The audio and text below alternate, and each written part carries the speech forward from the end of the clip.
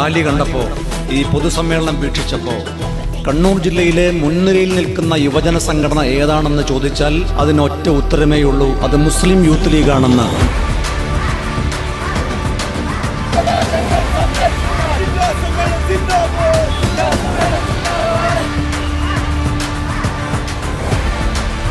ഒരു കാര്യം ഉറപ്പിച്ചു വെച്ചോ, ശബരിമല വിശ്വാസികൾ ഉൾപ്പെടെ ഈ തവണ പ്രതിപക്ഷത്തേക്ക്, ഈ ഭരണപക്ഷത്തെ വലിച്ചെറിയുന്ന ഒരു തിരഞ്ഞെടുപ്പായിരിക്കും കേരളത്തിൽ നടക്കാൻ പോകുന്നത്.